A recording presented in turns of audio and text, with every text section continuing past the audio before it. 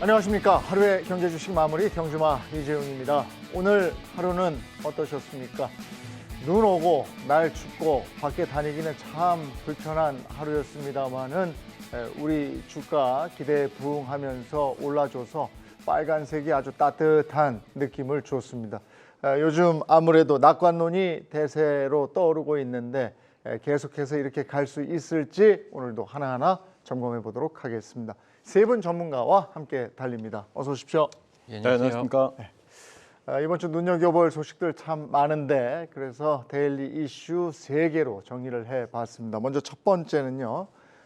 날씨죠. 날씨가 너무 춥습니다. 어제 영하 18도, 오늘 영하 9도, 서울 기준으로 얘기하는 겁니다. 그리고 이번 주말에 또 영하 10도 밑으로 떨어진다고 하는데 이러다 보니까 난방비에 대한 얘기가 끊임없이 나오고 있습니다. 에너지 얘기인데요. 난방비, 에너지 어떻습니까? 난방, 전기 걱정 속에 근데 주가는 또 이런 관련 종목이 또 올라요. 네. 어떻게 되어 있습니까 지금? 오늘 반짝 세게 좀 올라가는 네. 주가들이 나왔거든요. 사실 이제 날씨는 연휴 마지막부터 좀 추워지기 시작했는데 어제는 아침에 오르다가 이제 음봉을 맞고 좀 밀리는 모습이었는데 오늘 전국적으로 이제 눈까지 동반이 되는 데다가 네. 어제 저녁부터 기사화된 것들이 있죠. 난방비 폭탄 이 얘기가 굉장히 네. 좀 시장에 많았고 사실 제가 사는 아파트도 어제 고지서가 나왔는데 아파트 그 사이트가 난리가 났어요. 네. 평소 한 30-40만 원 나오던 게 100만 원씩 나오고 이러니까 네. 이거 어떻게 하냐고 막 난리가 났거든요. 그러니까 이런 것들이 이제 기사화가 되다 보니까 도시가스, 뭐 LNG라든가 LPG 관련주들 오늘 굉장히 강한 모습을 나타냈는데요.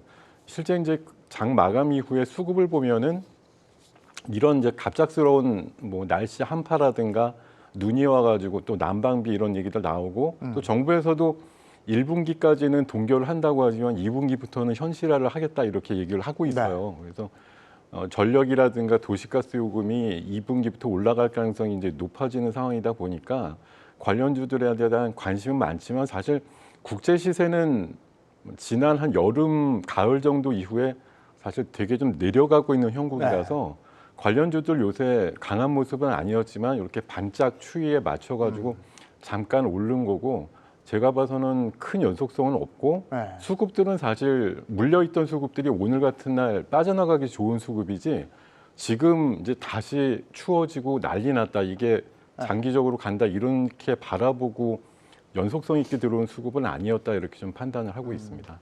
박우신 대표도 그렇게 보십니까? 아까 보니까 대성에너지 같은 경우에 상한가까지 갔던데 여지는 없는 겁니까? 아니요, 뭐 하루 이틀 정도 추가적인 반등은 뭐 가능하겠지만 이게 앞선에 초겨울 들어갈 때도 한번 이런 현상들이 있었거든요. 그 당시에도 날씨가 실제 추워지면서 이제 도시가스 관련주들이 좀 올라가는 그러한 현상들이 있었는데 그때도 보면 한 2, 3일 정도 주가 움직임이 나오고 재차 좀 반락하는 그러한 움직임이 있었단 말이죠. 그래서 비슷한 형태로 저는 이번 같은 경우도 역시 좀 진행이 되지 않을까 뭐 이렇게 판단을 하고 있고 사실 이제 어제 같은 요즘은 이제 그 재난 경보 같은 게 문자로 계속 오잖아요. 어제 제가 세차하는데 세차하는 와중에 그걸 봤어요. 눈 온다고. 그래서. 어제 세차를 하셨어요? 어제 세차. 아니 그 추운데? 제가 몰랐습니다. 어제 제가 몰랐는데 겨루고 있다가 하는 세차였거든요. 그래서 영하 18도에 세차. 날짜 잘못 골랐다 이 생각을 하고 있었는데 다행히 이제 제가 운전을 할 때는 눈이 오진 않았어요. 그래서 뭐 그런 일이 있었는데 어찌됐든 뭐 앞서 뭐 관리비 얘기도 해주셨고 저 역시도 관리비 폭탄을 맞긴 했습니다. 그래서 이게 체감적으로 와닿는 부분이 이제 플러스로 해서 날씨까지 갑자기 추워지고 눈까지 오다 보니까 나타나는 그러한 소위 이제 어떤 이슈를 가지고 짧게 트레이딩을 할 수 있는 정도의 이슈다. 뭐 이 정도로 보셔야 될 것 같습니다. 에너지 관련해서는 사실은 유럽 쪽이 이번 겨울에 걱정이다 이랬는데 그걸 우리가 맡고 있어요. 한쪽이 추우면 한쪽은 덥나 봐요. 글쎄 말이에요. 저도 참 전쟁 공포 때문에 걱정스러워했는데 그나마 다행이죠. 근데 여기서 이제 그 우리 국제 선물 가격과 가스 선물 가격과 이 현물 가격과의 가격 괴리를 우리는 어느 정도 생각해야 될 것 같아요. 지금 천연가스 기준으로 3달러 정도까지 지금 내려와 있는 상황이거든요. 아무래도 유럽이 따뜻하다 보니까 말씀하신 것처럼 이거 생각보다 천연가스 가격 안 튀겠네 이런 분위기가 이제 퍼진 거고 이것이 현물로 넘어오는 구간까지는 상당한 시간이 걸릴 거예요. 그러면 도시가스 관련된 현재 이런 뭐 우려감 이런 것들은 일시적일 가능성이 높다. 네. 이렇게 보고 있거든요. 그래서 뭐 두 분과 똑같은 의견인데 올라가봤자 제한적인 반등 정도로만 예상하고요. 다시 이제 점진적으로 안정화될 가능성이 좀 높아 보인다. 이렇게 보고 있습니다. 어쨌든 뭐 미리 들어가 있는 분들은 기분 좋겠습니다만 네. 추격 매수는 좀 조심하셔야 된다 이런 분위기의 얘기였고요. 현대차 한번 보겠습니다. 현대차 실적 발표를 했는데 대단해요. 매출액이 142조고 영업이익이 9조 8천억입니다. 예상치를 훨씬 뛰어넘는 그야말로 역대급 실적인데 주가가 실적 발표 이후에 드디어 반응을 했습니다. 어떻게 보십니까? 네, 실적이 정말 잘 나왔고요. 뭐 작년도 통틀어서 봤을 때 현대차가 이제 상대적으로 다른 완성업체에 비해서 차량용 반도체 수급도 좀 원활했다라는 평가를 받았었고요. 그리고 각종 이제 수상 같은 것들 많이 하면서 이미지가 많이 제고됐다. 어제 아침에 나온 뉴스 보면 유럽에서 그야말로 바퀴 달린 냉장고라고 좀 평가 절하를 받았던 현대차가 어느덧 전기차 100만 대 누적 판매량을 보이는 수준까지 올라왔고요. 또 미국에서는 뭐 골프 선수 생명을 구하면서 제네시스 시리즈가 엄청나게 잘 팔리는 차가 됐고, 이제 미국에서 IRA법에 의해서 이제 제약을 좀 받을 거다 이런 전망이 있었습니다만, 역시 SUV 쪽 기준으로 봤을 때는 여전히 잘 팔리는 유망 차종들, 거기다 럭셔리 차종이면서 부가가치를 좀 많이 창출할 수 있는 그런 차종들의 좀 우세를 보이면서 이렇게 놀라운 실적이 나왔다. 다만 뭐 엔진과 관련된 리콜과 관련된 뭐 충당금이라든가 이런 것들이 매분기 3분기 정도에 좀 충당금을 쌓으면서 실적이 좀 무력화된 그런 시기를 보였지만, 오히려 이제 4분기에서 1, 2분기까지는 실적을 오롯이 회사 쪽으로 땡겨올 수 있는 그런 시기이기 때문에 주가가 좀 물을 만난 것 같은 시기고, 또 우리 연휴 사이에 보면은 테슬라가 101달러까지 갔다가 어저께 종가가 144달러입니다. 그러니까 바닥에서는 40%가 오른 셈인데요. 뭐 일각에서는 테슬라가 망해야 물론 다른 완성업체가 더 유리하다고 보는 시각도 있지만, 일단 전체적으로 파이 전체가 커져야 된다는 전제로 보면 테슬라가 어찌됐든 바닥에서 100달러에서 40%나 올랐다라는 건 유관 다른 경쟁업체들한테도 기회가 열리는 거라고 볼 수가 있고요. 다만 테슬라가 이제 가격 최근에 인하를 하면서 어젯밤에 끝나고 나온 실적 보면 매출은 굉장히 늘었지만 마진은 좀 박해지는 그런 현상들이 나왔는데, 다행히 현대차는 그렇게까지 하지 않으면서도 좋은 실적이 나온 건 그만큼 품질에 대한 공을 들인 결과가 시장에서 좀 알아주고 있는 것이다라고 보는 거고, 뭐 거기에 이제 추가되는 건 조금 이따 얘기 나오겠지만 환율의 효과도 많이 좀 포함이 돼 있다, 이렇게 좀 평가를 할 수가 있겠습니다. 역시 현대차가 간 이유는, 이렇게 실적을 뒷받침할 수 있었던 이유는 환율의 영향이 컸다, 이런 말씀이신데, 근데 그동안에도 이런 환율 때문에 그 현대차가 수혜를 입는다, 그리고 뭐 현대차 괜찮다, 잘 나가고 있다, 우리가 알고 있었어요. 근데 주가에 반영이 안 되다가 실적치가 발표가 되니까 확인을 하고 올랐단 말이죠. 근데 주가는 먼저 반영된다면서요. 선 반영된다면서요. 근데 이건 또 왜 이래요? 그러게요. 네, 일단 제가 보는 관점은 그렇습니다. 어떤 거냐면 사실 현대차 이번에 실적 나온 걸 보면 예상치도 꽤 높았지만 예상치보다도 한 5천억 정도 더 나왔어요. 그러니까는 실적이 굉장히 잘 나온 건데 사실 그전에는 뭐 실적이 안 좋았냐. 말씀해 주신 대로 실적 계속 좋았거든요. 그러니까 실적 대비 멀티플을 보면 와, 현대차가 이 정도나 싼 게 이게 말이 되나 싶을 정도였어요, 사실은. 하지만 시장에 관심을 못 받은 건 여러 가지 또 어떤 IRA 법안이라든지 뭐 이러한 이유들이 있었는데, 저는 그렇게 봅니다. 실적도 실적이지만 오늘 주가를 움직인 여러 요인들 중에 몇 가지가 있겠지만, 일단 실적 발표를 하면서 그런 이야기를 했죠. 배당에 대한 이슈가 좀 있었고요. 그리고 그 자사주 소각에 대한 이슈가 있었어요. 주식을 좀 매입을 해서 소각을 하겠다라는 건데, 이러한 부분, 소위 말해서 이제 주주 환원 정책이라고 해야 되나요? 이러한 부분들이 같이 좀 발표가 되면서 거기에 좀 시장이 반응을 한 게 아닌가라는 일단 개인적인 생각이 있습니다. 그래서 물론 실적도 중요한 이슈지만 최근 또 시장 같은 경우는 은행주들이 대표적인데 은행주에 대한 것도 사실 주주 환원 정책에 대한 기대감, 이런 것들이거든요. 그러면서 그러한 것들이 오히려 시장의 반응을 이끌었다라고 보여지고, 내일 있을 또 기아의 실적도 또 기대가 되는 상황이고, 이런 부분들이 맞물리면서 움직임이 있었고, 그리고 역시 이따가 얘기가 나오겠지만 최근 시장은 순환매가 굉장히 빠릅니다. 빠른데 자동차 업종 같은 경우는 그동안 철저하게 눌려 있었거든요. 그러한 부분들에 대한 또 오늘 같은 경우 오전장, 오후장 분위기가 확연하게 바뀌었는데 그런 것들도 좀 같이 영향을 준 게 아닌가 네. 뭐 이런 판단을 해보고 있습니다. 주주 환원 정책에 대한 긍정적인 효과도 말씀해 주셨지만 역시 이제 그 실적의 뒷받침은 환율일 텐데 킹 달러의 수혜를 제대로 입었잖아요. 근데 이제 킹 달러가 어느 정도 안정이 돼서 지금 한 1230원대? 네. 이러면은 그런 특수는 없는 거잖아요. 계속 갈 수 있을까요? 네, 일단은 환율적인 부분에 대한 어떤 이득은 네. 많이 내려놔야 되겠죠. 올해 2023년도는. 그리고 또 하나는 이제 금리 인상 시기가 걱정이에요. 차량을 구매하려고 할 때 캐피탈이나 이런 걸 통해서 구매한단 말이에요. 근데 금리 인상이 높다라고 보니까 아무래도 차량 구매에 있어가지고 좀 제약 조건이 좀 네. 발달할 수 있고요. 또 하나는 제가 걱정하는 것 중에 하나가 저는 현대기아차 싸다라고 생각하고 이제 저평가되었다라는 것은 저도 부인하진 않아요. 네. 근데 앞으로 이 전장 시대가 본격화될 경우에 뭐 애플도 뛰어든다, 샤오미도 뛰어든다, 수많은 가전업체들이 뛰어들 가능성이 높다 보니까 네. 과연 여기서 과연 현대기아차가 살아남을 수 있을까? 장기적으로 바라보는 관점에서는 네. 그런 우려감도 있거든요. 뭐 근데 현대기아차가 잘 해내기를 누구보다도 바라는 사람 중에 한 명이고 여기서 살아남는다고 하면 그리고 살아남는 징후가 보인다라고 하면 절대로 이 주가에는 머물러 있을 수 없겠죠. 분명히 탄력 쪽으로 올라갈 가능성이 높다. 이렇게 보지만 아무래도 뭐 분위기 자체가 좀 제한적이다라는 분위기가 만들어지거나 우려감이 계속 나온다라고 하면 또 주가는 또 답보 상태를 보일 수도 있어요. 그래서 현대기아차 같은 경우에는 뭐 지금 주가도 싸고 다 좋은데 앞으로 미래의 이 전장 시대에서 얼마나 잘 해결해 나가는가, 방향을 잡아가는가, 이게 투자 포인트의 관건이 될 거라고 보고 있습니다. 전기차 시장에 뛰어드는 업체가 많이 늘어나서 그 경쟁력 측면에서 잘 버텨줘야 계속 갈 것이다. 이렇게 말씀하셨는데 거기서 자유롭지 못한 기업이 또 테슬라 아니겠습니까? 네. 지금은 업계 1위라고 합니다만은 많은 업체들이 전기차 이제 하고 있고 네. 벤츠, BMW까지 다 뛰어드는 마당에 테슬라도 역대급 실적이 나왔다고는 들었습니다만은 이게 지속될 수 있을까? 그 부분에는 어떻게 생각하십니까?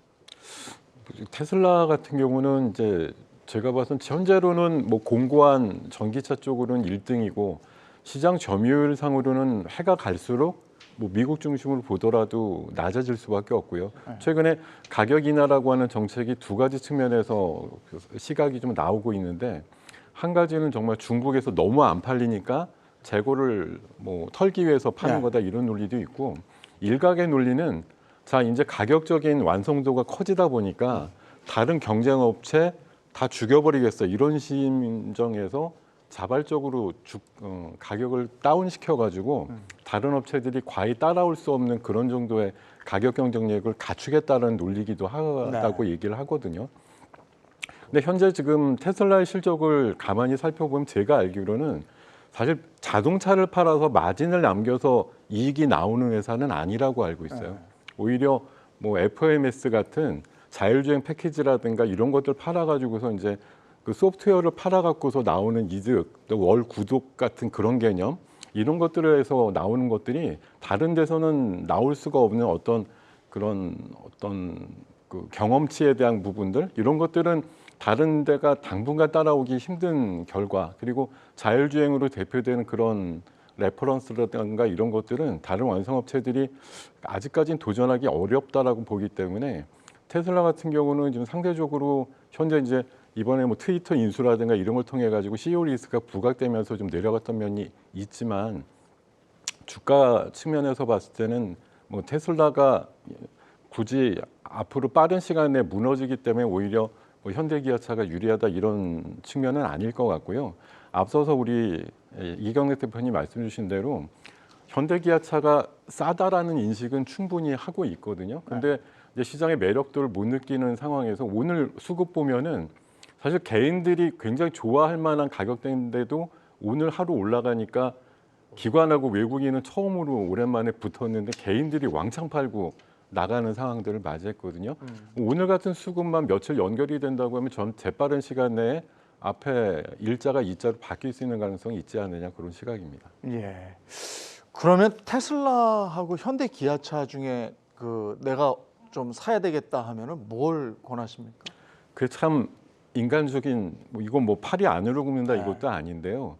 이번에 테슬라는 101불까지 떨어졌다가 140불까지 40%가 올라왔는데 그런 가격 탄력을 현대기아차는 못 보여주는 게 현실이에요. 그래서 현대기아차가 테슬라랑 생각해 보면 제가 아마 대충 봐도 15분의 1 가격 정도밖에 안 됩니다. 시가총액의 비율로 보면 버는 거는 비슷한데 시가총액은 한 10분의 1, 15분의 1밖에 안 되거든요.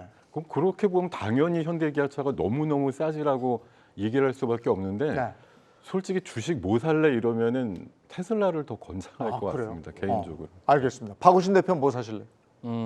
일단은 좀 마음의 안정이라고 해야 되나요? 이런 네. 거를 좀 원한다면 현대차 뭐 나쁘진 않은 가격. 그러니까 현대차 나쁘지 않은 가격인데 다들 좀 비슷하게 얘기를 해주시는 것 같아요.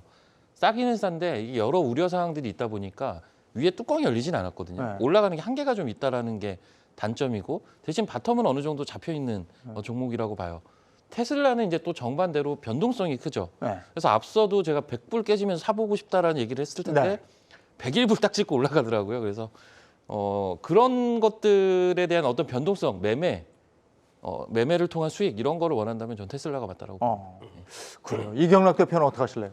저는 뭐 애국자라 가지고 현대기아차가 뭐 저평가되어 있는 건 맞으니까. 그런데 우리 그 자동차를 내가 이제 구매하는 데 있어 가지고 이 차가 전기차니까 내가 구매해야 되겠어. 이건 아니잖아요. 근데 이 차가 전기차인데도 또 자율주행까지 돼. 완전 자율주행이 되네. 그러면 차량을 바꿔야 되는 주 목적이 발생합니다.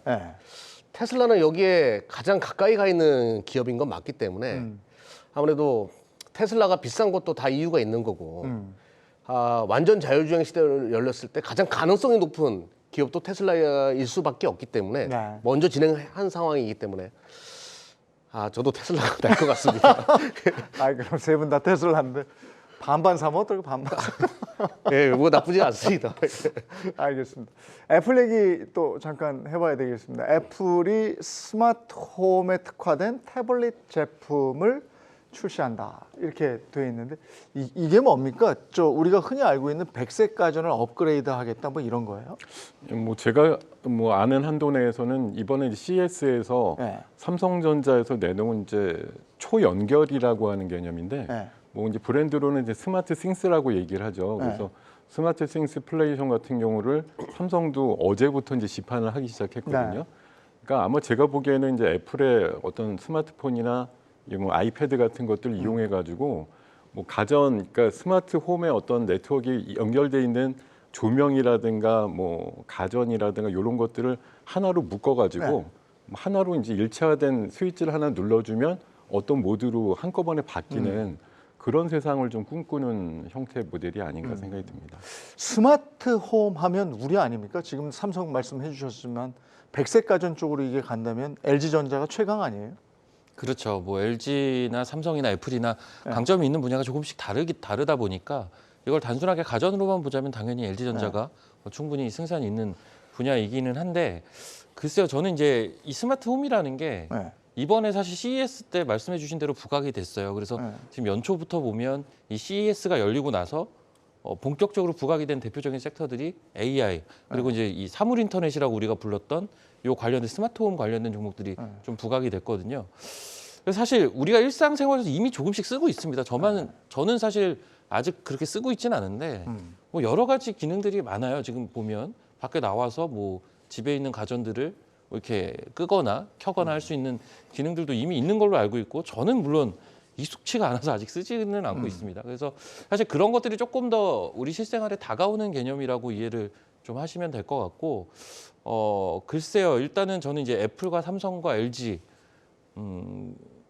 약간 합종 연행도 저는 좀 있을 수 있다라고 봐요. 어느 정도는. 그래서 애플이 사실 어떤 스마트 기기를 내놓을 때 확실히 그 산업계에서 받아들이는 게 굉장히 강하게 받아들이거든요. 뭐 메타버스 VR 글래스도 마찬가지인데 하지만 그래도 애플은 단독적으로 하긴 좀 저는 한계가 있다라고 봅니다. 그래서 이제 삼성이나 LG나 이쪽에 오히려 좀 포커싱을 해볼 수 있는 그러한 영역들이 좀 있지 않을까라고 보고 근데 LG가 단독으로 하기는 또 한계가 있어 보여요. 그래서 그런 부분들이 좀 뭔가 서로 협력하는 그러한 과정들이 향후에 좀 있지 않을까 뭐 이런 생각을 해봅니다. 근데 우리가 이제 이런 게 후광 효과라는 게 있어요. 그러니까 애플이 스마트 홈 뭐 이쪽으로 관심을 가지고 있다 이런 제품이 나온다 그러면 그러면은 세계에서 이쪽으로 제일 잘하는 데가 어디야?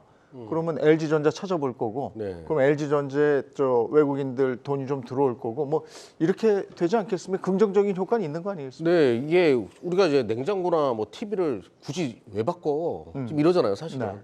뭐 세탁기 굳이 왜 바꿔? 근데 새로운 개념의 세탁기가 나오고 냉장고가 나오고 TV가 나오면 바꿔야죠. 그렇지. 예. 그러면 이제 가전업체들한테 다 수혜가 떨어질 수밖에 없는 거니까 당연히 LG전자에 대해서 다시 한번 생각을 해볼 수밖에 네. 없을 것 같아요.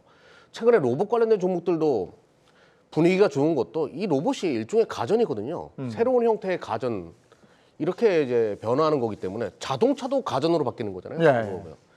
그러면 이 가전업체들의 영역이 상당히 커지는 거고 애플도 그런 개념으로 이 시장 출사포 던질 수밖에 없는 상황이라고 보거든요. 그러면 여기에 최대 수혜주가 뭐가 될까? 뭐 삼성전자, LG전자, 애플 우리 이렇게 보지 말자고요. 이게 너무 어렵잖아요. 누가 이길지 우리가 미래에서 오지 않는 이상 어떻게 합니까? 그러면 이제 애플에도 납품할 수 있는 기업, LG도 납품할 수 있는 중간재 기업, 삼성전자에도 납품할 수 있는 중간재 기업들. 우리 대한민국에 많이 있어요 그런 기업들. 그런 기업도 선별해가지고 장기적으로 가져가면 꽤 짭짤한 수익이 날 수밖에 없거든요. 예. 다 변화하는 거니까 지금 교체하는 타이밍이다. 그렇게 가전 시장이 변화한다라고 하면 당연히 거기에 최대 수혜 종목들을 선택해가지고 가져가는 게 지금은 올바른 투자의 하나의 방향이 아닐까 이렇게 보고 있습니다. 그거 괜찮네. 그럼 다음 주에 그 종목 좀 알려주세요. 네, 알겠습니다. 예, 예. 기대하겠습니다. 자, 여기까지 데일리 이슈 저희가 점검을 한번 해봤고요. 이제 본격적으로 시장 상황을 한번 체크해 보도록 하겠습니다. 가장 먼저 요즘에 가장 핫한 게 AI 로봇 관련 주죠. 근데 오전까지는 장 분위기가 좋았다가 오후에 갑작스럽게 이게 꺾이더라고요. 무슨 뭐 특별한 이유가 있었습니까? 뭐 시장 그냥 제가 봐서는 투자 마인드의 변화라고 저는 생각을 하는데요. 그새 변해요? 예, 지금 시장의 변동성도 강하고 순환매도 빠르니까 뭐 주도 섹터라는 게 그렇거든요. 더 크고 강한 섹터가 등장을 하면 기존에 올라가던 것들이 이제 깨꼬닥하는 측면이 나오는 거고요. 사실 그리고 어제 이제 그런 징조를 일부 보여줬잖아요. 그러니까 최근에 이제 삼성에서 지분 투자했다 그래가지고 레인보우 로보틱스 같은 경우가 2만 원대 있던 녀석이 8만 원대까지 단숨에 올라갔거든요. 거기다 어저께 상한가까지 장중에 쳤다라는 건 이게 시세라는 뭐 구조가 늘 일관성이 있는 건 아니지만 제일 마지막에 큰 장대 내거나 상한가 치면서 단기 시세가 마무리되는 경우가 의외로 좀 많기 때문에 어제 AI다 로봇주들 주도 섹터들 많은 종목들이 장대 양봉이 나든지 20%가 넘는 상한가에 준하는 종목들까지 올라가는 종목들이 굉장히 많았고요.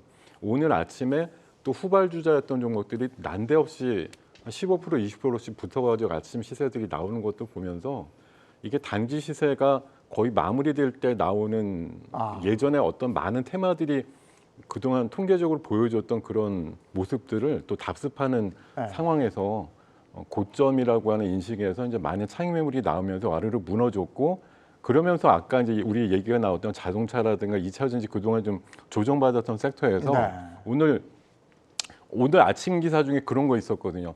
뭐 외국 그 자동차 업체들이 역시 우리 K 배터리에 대한 구애가 엄청나게 심하다는 얘기도 있었고 대표적으로 오늘 포스코 케미칼이 양극재 수출에 대한 또 국가 승인을 받은 이슈도 있었고 했기 때문에 이게 또 하나 이제 트리거가 되면서 그동안 눌려왔던 2차 전지 쪽에서 한번 길을 펴보자 이런 모습이 나오니까 급하게 수급이 이동되는 그런 모습이 나온 게 아닌가 이렇게 생각을 해봅니다.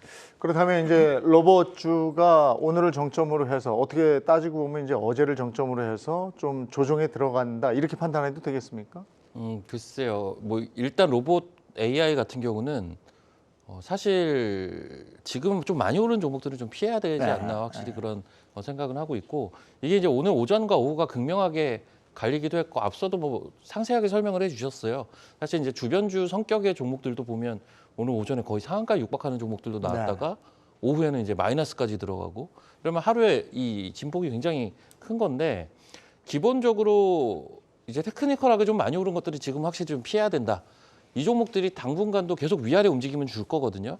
그런데 이제 그쪽에 휩쓸려서 매매를 하실 필요는 없다라는 말씀을 좀 드리고 싶고 이 부분은 진짜 프로의 영역이라고 생각을 해요. 그래서 일반적인 분들 같은 경우는 이쪽은 이게 계속 유혹을 할 겁니다. 시세가 왔다 갔다 하면서 변동을 주면서 유혹을 할 텐데 그 욕을 좀 잘 참으셨으면 좋겠고 이 AI 쪽은 저는 이제 시장에 던져준 뭐 로봇도 마찬가지고요.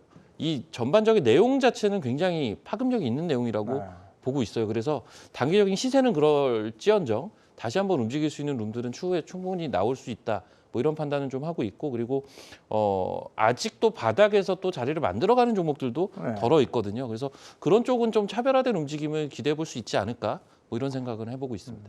로봇 AI 주가 2023년에는 어느 정도 움직일 주식이기 때문에 지금 조정 들어간다고 그냥 아예 한쪽으로 제끼지 말고 계속해서 좀 눈여겨는 보다가 적절한 가격에 들어가면 괜찮겠다 보시는 겁니까? 네. 뭐 박우신 대표님은 종목별로도 차등적으로 대응해 나가야 된다 네. 이렇게 말씀하셨는데 뭐 저도 100% 공감하는 내용이거든요. 이게 지금 AI나 로봇 관련된 것들이 테마냐 아니면 주도주냐 네. 이 관점으로 봤을 때는 테마죠. 그러니까 기대감으로 올라온 것은 테마주예요. 근데 여기에 실적까지 붙으면서 논리가 붙기 시작하면 이거는 주도주가 되는 건데 아직은 시기상조라는 거예요, 이거는. 네. 그러면 이거는 테마 때문에 올라온 건데 근데 중요한 부분은 이거 1월 달에 1월 효과의 주인공으로 치고 나갔다는 겁니다. 올해 한 해 뜨겁게 달궈질 수밖에 없는 얘기고 하반기로 가면 갈수록 이것은 실적으로 연결될 수 있다는 논리가 붙을 거예요. 네. 이런 종목들을 내가 어떻게 선별하는가 이게 관건인데요. 저 같은 경우는 그 지금 뭐 우리 김동욱 대표님은 또 AI 박사시잖아요. 이거 얘기 많이 하셨던 분이라 가지고 저도 이 AI 관련돼 가지고 막 찾다 보니까 외국 기업이 자꾸 뭐예요. 그러니까 국내 기업보다는 뭐 엔비디아 이런 거 좋잖아요. 네. 대표적으로 이제 AI 엔진 관련된 기업이라고 할 수 있는데 네. 저도 이런 거를 한번 사보고 싶다라고 하는데 그러면 환율이 한 1,200원 정도까지 오게 되면 네. 서서히 진입하는 거 엔비디아나 이런 뭐 엔진 관련된 기업들은 그런 전략은 나쁘지 않을 것 같아요 오히려. 네. 왜 또 나스닥은 많이 빠져 있으니까 그런 전략 좋을 것 같습니다. 알겠습니다.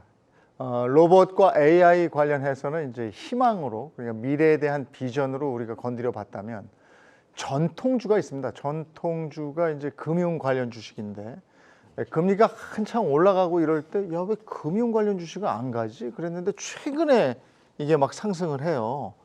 그 지금 어떻게 보십니까? 이제 시총 100대 기업의 1월 주가 상승률 순위를 보면 금융 관련주가 휩쓸다시피 하고 있는데 네. 이런 현상을 어떻게 보시는 거예요? 이게 이제 작년을 한번 반추하게 되는데 네. 작년에는 그 금융주라든가 특히 은행주 같은 경우가 어떤 현상이 있었냐면 작년 1월 달에 이제 1월 내내 빠지기도 했던 달이기도 했습니다만 그때도 2021년도에 이제 배당 받아 보려고 들어왔던 분들이 금융주에 엄청 물린 거예요. 배당 좀 받아보겠다고 들어왔다가 은행주가 배당 이상으로 훨씬 많이 빠지다 보니까 작년 1월 달에 이제 금융주 샀던 분들이 엄청나게 힘들었는데 1년 만에 정말 완벽한 이제 기저 효과 같은 것들이 나오면서 틀이 바뀌었거든요. 아까 박우신 대표님이 서두에 좀 말씀 주신 내용 중에도 힌트가 있는데 이제 은행주가 하다 못해 이제 퍼가 뭐 2배다 3배다 할 정도까지 극악스럽게 내려갔는데도 또 이번에 이제 금리 인상이 되면서 뭐 대출 금리라든가 예대 마진에 대한 스프레드가 좀 확대되는 면들이 있었기 때문에 뭐 속으로 정말 표정 관리하면서 몇 달 지내왔겠습니다만 작년 3월 달 이후에 금리가 이제 실질적으로 움직이기 시작하면서 얼마나 은행주들이 또 뭐 당국에서 얘기할 정도로 심하게 마진을 먹었겠느냐 하는 생각이 드는 거죠. 그래서 이번에 또 행동주의 펀드가 또 나섰죠. 이런 식으로 가면 뭐 얼마 전에 기사가 된 적이 있습니다. 거의 뭐 파산 직전의 모습처럼 은행주들이 주가를 형성하고 있다는 그런 얘기가 나왔기 때문에 배당을 늘리게 되면 지금보다는 훨씬 높은 가격으로 주가가 형성될 수 있다라는 그런 논리를 제시를 한 바가 있고 또 일부 금융주나 금융지주회사에서는 행동주의 제안을 좀 받아들이는 식으로 전향적으로 검토하겠다는 얘기들도 나오고 있으면서 1월 달에 이제 금융주, 특히 은행주를 중심으로 한 반등세가 강하게 연결이 됐고 결국 결과론적으로는 작년 말에 배당 보고 들어오신 분들은 정말 배당도 완벽하게 드시면서 주가의 상승까지도 맛보는 그런 상황이 좀 나오게 된 거라고 생각이 듭니다. 그렇다면 이제 이 시점에서는 이게 또 궁금한 거죠. 금융주의 상승세는 이어질 것이냐 어떻게 보십니까? 참 그 최근 시장의 여러 가지 현상 중에 굉장히 또 특이한 현상이에요. 이게 굉장히 또 특이한 현상이고 최근에 보면 뭐 일부 주식들 같은 경우는 소위 품절주라고 해서 한정 없이 가는 종목들도 시장에 또 덜어 있고 금융주는 원래 베타 개수가 굉장히 또 낮은 섹터임에도 불구하고 아까 뭐 자료화면에서도 나왔지만 1월달 상승률 1위가 신한지주다, 2위가 하나금융지주다 이래버리니까 조금 이제 우리가 일반적으로 시장을 봐왔던 입장에서는 조금 난해한 부분들인데 사실 저는 이제 가장 핵심은 그거였다고 봅니다. 일단 그 말씀해주신 대로 행동주의 펀드가 좀 나서면서 네. 기본적으로 은행 업종 같은 경우는 지금 실적은 어마어마하게 좋거든요. 그렇다 보니까 그 실적을 소위 이제 주주환원으로 좀 나누어 갈 수 있는 어떤 통로가 좀 열렸다. 이러한 부분들이 시장이 조금 반응을 해주는 부분들이 있다. 뭐 이렇게 판단을 하고 있고 그리고 아까 서두에 말씀을 드렸지만 최근에 좀 시장과는 무관하게 올라가는 몇몇 종목들 뭐 이런 것들이 좀 있는데 그런 것과도 좀 비슷한 결을 좀 가지고 있다라고 보고 있어요. 그래서 시장이 어떻게 보면 한쪽에서는 AI 같은 성장에 이제 포커싱을 하고 있는 sek터가 핫하게 움직였지만 사실 전형적으로 그 반대 진영에 있는 또 이러한 은행주들도 묵묵하게 제갈길을 가고 있었다라는 거죠. 조금 더 움직일 수 있는 룸은 있는데 근데 아무리 봐도 저는 모르겠어요. 이게 제 고정관념일 수는 있겠지만 저는 이 가격대에는 못 들어가겠더라고요. 예, 그래서 일단은 좀 들고 계신 분들의 영역이지 않을까 이런 생각은 좀 하고 있습니다. 예. 은행, 금융권에서 은행이 이제 그 수익을 내는 가장 큰 게 역시 지금까지도 예대 마진이겠죠. 네, 그렇죠. 근데 이거는 지속되니까 은행의 영업 수익은 계속 괜찮을 거 아니겠습니까? 제가 은행주 작년 3월 달 3분기죠. 네. 3분기 영업이익률 보니까 30%대에 육박해요. 네. 그동안 아주 호요식한 거죠, 사실은. 그렇죠. 네. 저는 이 주주환원 정책 2023년도 계속 얘기 나올 거라 보거든요. 네. 오스템 임플란트 최근에 공개 매수도 이런 배경이거든요. 우리 대한민국 기업들은 상장 기업들은 주주의 이익을 최우선으로 해야 된다. 이게 원래 주식 투자의 본질인데 네. 그동안 뭐 물적 분할부터 시작해서 묵인했던 거 맞고 이런 행동주의 펀드들이 어떤 주주들에게 힘을 실어주고 있는 그런 상황이거든요. 그래서 저는 뭐 예대 마진율 그렇게까지 좋은 시기 보냈으면 당연히 주주환원 정책 펼쳐져야 되는 거 맞고요. 이걸 통해 가지고 배당 수익이 극대화된다라고 하면 지금도 저는 뭐 매년 어느 정도 이런 배당률을 계속 보여준다라고 하면 장기적으로 투자하시는 분들에게는 지금도 사도 저는 상관없다. 네. 이렇게 보고 있거든요. 아무튼 요런 계기가 코리아 디스카운트를 해소해주는 하나의 큰 불씨가 되기를 진심으로 바라요. 그리고 많은 상장 기업들도 이런 문제에 있어가지고 좀 더 냉정하게 주주의 이익을 내가 극대화시킬 수 있는가, 최우선을 생각하고 있는가에 대해서 한번 본질적으로 생각해 볼 필요가 있다. 대한민국 대부분의 자금은 다 부동산에 가 있습니다. 네. 주식 투자로 연결될 수 있는 그런 환경을 이번 계기가 한번 만들어줬으면 좋겠다 이렇게 보고 있어요. 은행 금융 이쪽 얘기하다 보니까 제가 이제 궁금한 게 지난 한 해 동안에 그 금리가 가파르게 상승을 하고 이랬습니다. 그러면서 당연히 이제 예금 금리도 오르고 대출 금리도 네. 올랐죠. 근데 올해도 금리가 내려가는 건 아니고 그냥 이제 우리가 알기로는 베이비 스텝 하면서 0.25, 0.25 뭐 이렇게 올라갈 것 같다는 느낌이고 네. 이제 잘 되면 동결 정도? 그렇다면 금리는 오르는 건데 어떻게 예금 금리가 작년에 비해서 확 떨어졌어요. 그리고 또 하나가 대출 금리도 그 뒤에 따라서 떨어지더라고요. 어떻게 이럴 수가 있죠? 그래서 사실은 뭐 코리아 디스카운트 중에 은행주의 어떤 디스카운트의 이면에는 네. 흔히 말하는 관치금융이라는 논리가 사실 많이 들어 있거든요. 그러니까 자율적이지 않다라는 거죠. 대출금리 뭐 이번에 뭐 솔직히 감독 당국의 어떤 위원장이라든가 이런 분들의 한마디에 의해서 많이 좌우가 되지 않습니까? 네. 과도한 대출 금리의 상승을 좀 뭐 제한해라 이런 식으로 한마디 하면 알아서 그 다음부터 금리가 내려가는 상황들이 자연스럽게 만들어지고 네. 이게 이제 대출 금리 내려가니까 당연히 예금 금리도 내려가는 상황이 되고 불과 한 2달 전쯤만 하더라도 뭐 5%, 6%짜리들 흔하게 널렸다 이랬었는데 지금 없어요. 지금 3%대로 다시 네. 내려왔거든요. 그러니까 이런 상황들이 만들어지는 게 사실 조금 아쉽게도 그냥 어떤 뭐 금융권에서 어떤 수요와 공급의 법칙에 의해서 자연스럽게 흘러가는 부분이 아니고 조금 과다하다 싶고 뭐 목소리만 조금 높아지면은 득달같이 안정이라는 이유를 좀 대곤 있습니다만 관리를 좀 들어가는 어떤 정책적인 입김에 의해서 금리가 많이 좀 제한되는 면들 물론 이제 실소비자라든가 뭐 서민들한테는 반가운 소식이 되겠습니다만 뭐 실제 올라갈 땐 또 천정부지로 급하게 올라가다가 브레이크가 갑자기 걸리고 이러니까 뭐 초반 그 막 올라갈 때 혼란스럽게 좀 적용됐던 이런 부분들이 또 채 해소되지 않는 그런 면들도 좀 있다라는 거 보면은 뭐 처음부터 이제 제어가 잘 되는 건 아니고 고삐가 잠깐 풀렸다가 심하다 싶으면 이제 맞고 이렇게 되니까 부작용들이 일부 좀 남아 있는 건 사실이다라고 봐야 될 것 같습니다. 예금 금리가 막 올라갈 때 은행으로 뭉칫돈이 막 몰렸어요. 그거 저희 경주마에서도 얘기를 했었는데, 근데 예금 금리가 지난 2달 사이에 또 이렇게 막 빠졌단 말이죠. 그러니까 사람들 마음이 그때 6% 금리였는데 지금 3% 주면 내가 반 손해 보는 거예요.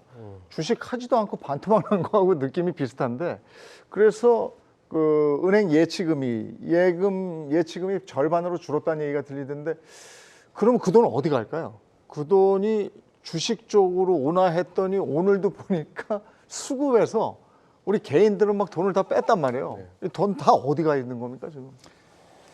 글쎄요, 이게 증시로 들어와야 될 텐데요. 일단 기본적으로는 이게 몇 달 전에 사실 진짜 그런 얘기 많았잖아요. 네. 무슨 어디 뭐 마을금고를 가면 몇 프로를 준다 맞아요, 이러면서 맞아요. 사람들이 줄을 서 있고. 네. 이제 근데 거꾸로 생각을 해보면 그때 그분들이 주식을 샀으면 지금 수익이 훨씬 많이 났을 겁니다. 생각을 해보면 그때는 주가가 굉장히 안 좋았었잖아요. 항상 그런 것 같아요. 항상 우리가 이제 코로나 직후에 또 주식시장에 돈이 엄청나게 또 몰렸을 때 네. 한창 좋았지만 이게 끝물에서는 또 많이 빠졌지 않습니까? 네. 항상 이제 그런 현상들이 좀 있는 것 같은데, 그래서 이제 주식시장 내에서 지금 개인들이 주식을 파는 건 최근에 1월달에 개인들이 가장 많이 산 주식이 뭔지 혹시 아십니까? 1월달에 뭐예요? 은행. 인버스를 진짜 많이 샀습니다. 개인들이. 역시. 1월달에 인버스를 거의 뭐 반 몰빵을 해놨더라고요. 그러니까 이제 그런 거를 보면서도 참 안타까운데 이게 1년 6개월 동안 시장이 빠지다 보니까 네. 좀 올라오면은 인버스 사면 먹는다라는 게 이제 경험적으로 쌓여 있는 또 거예요. 떨어진다 예. 이러고. 언젠간 무조건 떨어진다라는 그게 경험적으로 쌓이다 보니까 지금 1월달 그 좋았던 1월달 장에도 개인들은 인버스를 많이 사더라. 뭐 마찬가지 개념이라고 봐요. 그래서 지금 결국은 이 수급이라는 건 올라가면 개인들은 팔게 돼 있습니다. 이건 뭐 어쩔 수가 없는 거고요.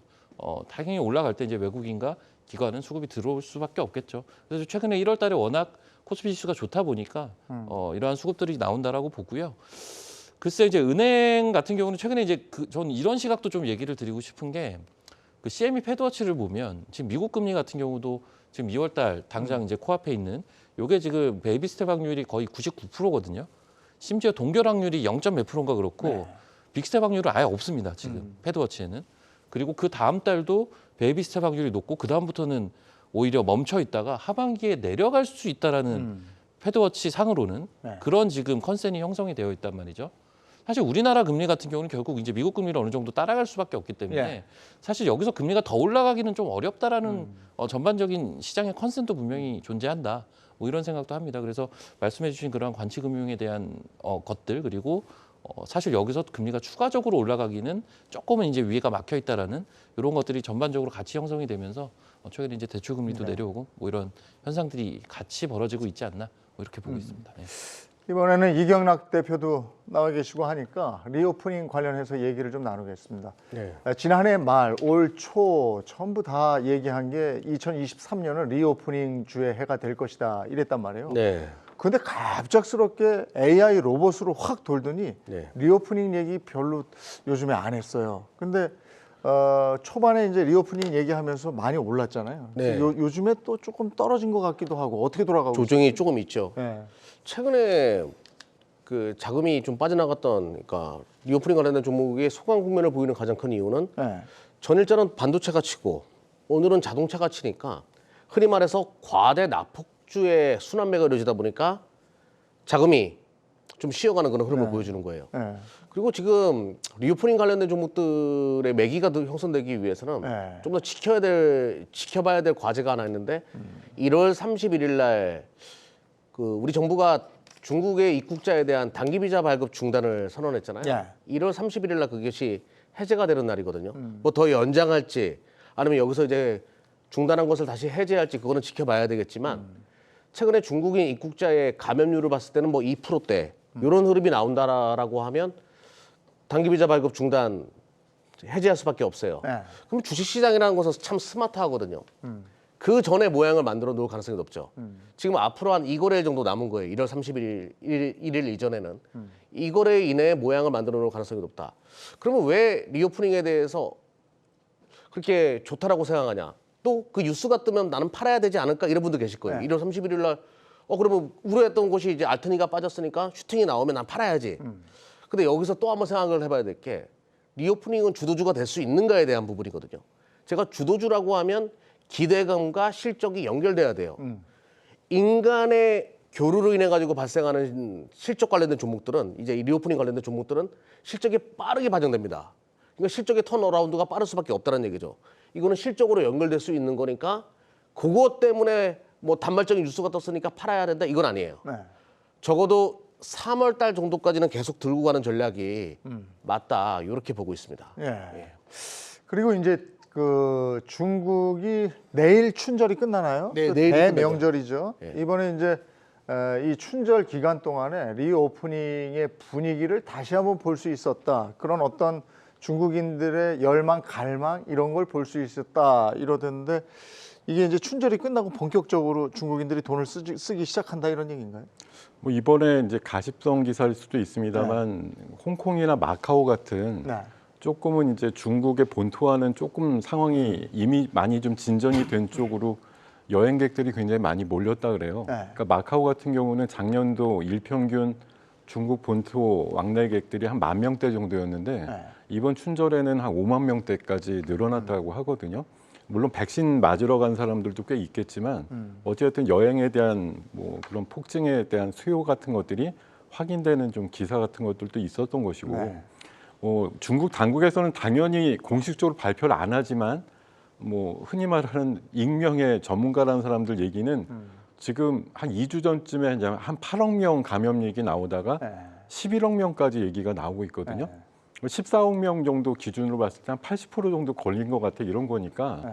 그중에 중증도 있고 사망자도 물론 있으시겠지만 정말 대부분의 뭐 99점 한 몇 프로 정도는 일주일 정도 무증상 내지는 알타가 면역이 생기면서 대부분 완치 판정을 받게 되는 상황이 아니었을까 생각이 들기 때문에 어쨌든 춘절 내일 이번 주 주말 지나서는 뭐 완연하게 중국이 자신 있게 발표를 하더라도 통계치로 봤을 때 나올 수 있는 어떤 확진자의 숫자는 더 줄어들 수밖에 없고요. 2, 3개월 있다가 뭐 다시 재유행을 해서 폭증한다 이런 가능성이 충분히 낮아진 만큼 아까 이경락 대표님께서 말씀 주신 대로 사실 우리나라가 지금 이번 중국이 얼마 전에 단체 여행 허가를 했단 말이에요. 네. 근데 우리나라만 빼고 허용을 했어요. 네. 그러니까 이런 식으로 지금 약간의 그 좀 상호 호혜적인 상황에서 견제가 맞붙고 있는데 이런 상황이 제가 봐선 빠르면 뭐 한 2월 초순 정도면 풀릴 수 있다는 관점에서 보면은 역시 조금은 막연하지만 중국의 어떤 큰 시장에 대한 리오프닝에 대한 개념들이 주가의 훈풍을 불러올릴 수 있는 가능성은 좀 열려 있지 않느냐 그런 관점입니다. 이번 춘절 기간 동안 중국 관련해서 뉴스에 나온 거 보니까 폭죽놀이 워낙에 좋아하는데 이 사람들이 폭죽놀이를 못하게 했더니 막 경찰차를 뒤집어 버리고 지금 그런 걸 보더라도 한번 풀리면 소비가 그야말로 끝판왕 소비를 할 것 같다. 왜냐하면 집에 돈 못 써가지고 쌓아놓고 있는데 중국이 좀 씀씀이가 좀 있다고 그럽니다. 네. 근데 전 세계를 돌아다니면서 너무 써버리면 이거 물가 좀 잡아놨는데 다시 올라가는 거 아니냐 이런 걱정도 있어요. 네, 실제 그런 걱정이 있죠. 이번에 네. 사진 보니까 아마 많은 분들이 보셨을 텐데 그 다리에 빼곡하게 예.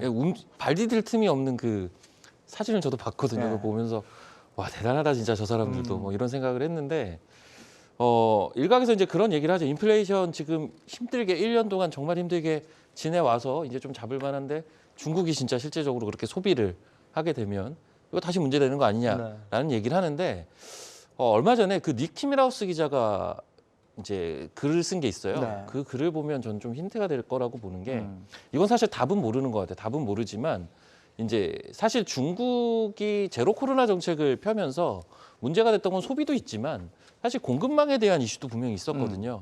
그 부분이 풀리는 또 이제 오히려 인플레이션을 완화시키는 요인이 될 수가 있기 때문에 이 부분과 소비 둘 중에 뭐가 더 크냐에 대한 문제거든요. 근데 이 부분에 대해서 이제 니키 밀하우스 기자가 이제 파월한테 질문을 했다고 해요. 네. 근데 이제 파월이 그건 자기도 잘 모르겠다. 좀 지켜봐야겠다라는 이야기를 했어요. 그래서 실제로 이제 관련된 글을 기고를 했었는데 이 부분은 사실 뚜껑이 좀 열려봐야 될 것 같습니다. 하지만 일각에서 얘기하는 것처럼 소비 때문에 인플레이션에만 영향을 주는 것보다는 우리가 공급망 이슈도 하나, 공급망 병목 현상이 해소가 되는 이슈도 같이 생각해 볼 필요가 있다. 그렇다면 상호 보완적인 형태로 진행이 될 가능성도 굉장히 높기 때문에 그 부분에 조금 더 포커싱을 하시는 게 지금 시장에서 맞지 않을까 이렇게 보고 있습니다. 리오프닝 섹터 분명히 이제 2023년에 화두가 될 텐데 뭐 이미 되고 있고요. 여기에 여러 가지가 있잖아요. 화장품도 있고 여행, 항공주도 있고 호텔, 카지노에다 콘텐츠까지 있습니다. 뭐가 제일 먼저 갈 건지. 제가 가장 관심 있게 생각하는 거는 그 드라마 때문에 그럴 수도 있어요. 그 디즈니 플러스의 카지노. 카지노 관련돼 가지고 지금 센즈 그룹이라고 마카오에 10년 동안 470조 원을 투자하겠다라고 선언했어요. 이게 어제 발표가 된 내용인데요. 470조. 삼성전자만큼 투자하겠다는 건데요. 왜 그럴까요? 그만큼 돈이 되거든요. 지금 태국 정부도 카지노 사업 육성하기 위해서 적극적으로 나서더라고요. 그동안 누구나 다 코로나 때문에 각 국은 재정 정책을 아끼지 않고 지원을 했잖아요. 요거를 빠르게 해소하는 방법은 이 카지노와 같은 약간은 신스탁이라고 하죠. 죄가 있는 종목들, 이런 종목들에 대한 투자 매력도가 굉장히 커질 수가 있다. 정부에서 또 자금 회기를 위해서라도. 그렇게 되면 또 그것도 있죠. 이거 저는 대한민국이 정말 매력적인 관광지로 급부상할 거라고 보거든요. 외국인들 입장에서 이렇게 안전한 국가가 어디 있겠습니까? 밤에 돌아다녀도 되고, 다 유튜브로 많이 뜨더라고요. 이런 국가 그리고 OTT 열풍으로 인해 가지고 문화 콘텐츠는 전 세계로 뻗어 나가고 있고, 저라도 제가 만약에 미국에 산다라고 하더라도 한국 가보고 싶을 것 같아요. 그러면 외국인 관광객들이 한국에 들어온다라고 했을 때 호텔. 제가 저번에 한번 그 얘기 들었는데 사람들이 이용락 거짓말 하나 이런 분도 계시더라고요. 실제적으로 이제 산야라는 그 관광지에 중국 관광지에 3년 동안 코로나 때문에 적자를 한 달 만에 흑자폭으로 바꿨다. 이것이 뉴스화된 내용이에요. 거짓말이 아닙니다. 중국 사람들 1박에 3,700만 원 막 긁고 막 이렇게 지냈대요.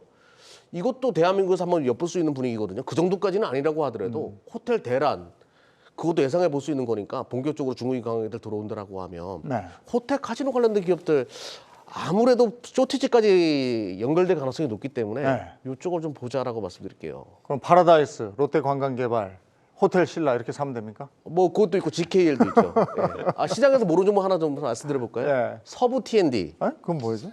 서부 터미널이라고 해가지고 옛날에 저기 드래곤 시티라고 호텔 있습니다. 용산에. 거기 이제 호텔 기업이에요. GKL이 거기에 또 카지노 입점합니다. 그렇군요.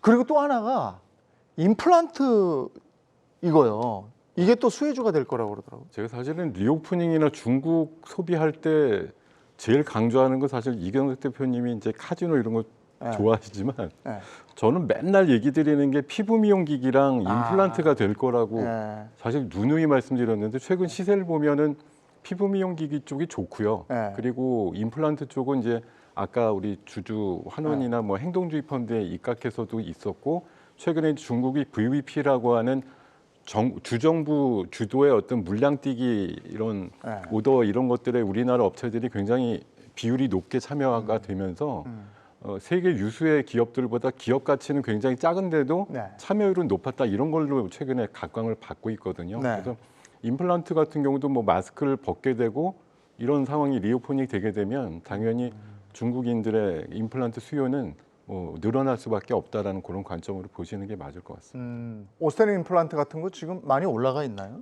그게 지금 올랐죠. 왜냐하면 작년 1월달 기억하실 거예요. 횡령 때문에 뭐 14만 원대에서 10만 원 근처까지 내려갔다가 지금 시세 보고 계십니다만 이번에 이제 공개 매수를 19만 원에 한다고 해가지고 19만 원에 아주 근접하는 흐름까지 지금 주가는 올라왔는데 시가총액은 이제 2조 중반 정도 되는데 이 행동주의 펀드에서 얘기하는 건 대주주만 물러나면 10조 가치가 될 거다 이제 이런 식으로 얘기를 하는데 대주주가 물러나면 근데 이제 19만 원에 공개 매수 한다라는 게 사실 알고 보면 얘네도 약간 좀 도둑놈 심보죠. 10조가 될 건데 지금 2조대 가격에 매수를 하겠다고 하는 게 사실 조금 놀부심보 아닌가 그런 생각도 듭니다. 임플란트 관련 주가도 예의주시를 한번 해보시고요. 또 골프 관련 주가도 얘기를 하던데 골프 관련해서는 뭐 무슨 이유가 있나요?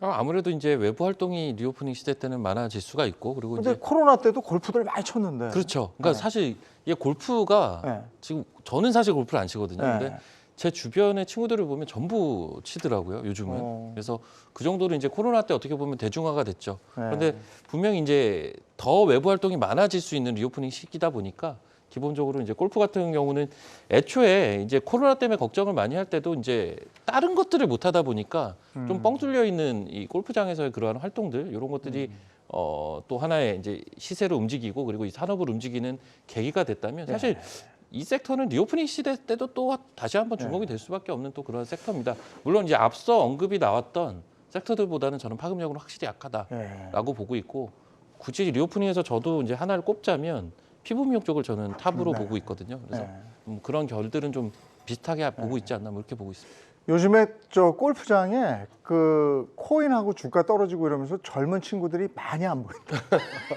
이 친구들이 요즘에 또 테니스 친답니다. 그러니까 그런 것도 좀 참고를 하셔야 될 것 같습니다. 음력 설 지내고 하여간 우리 장 매력 있습니다. 어제 오늘 분위기 좋았습니다.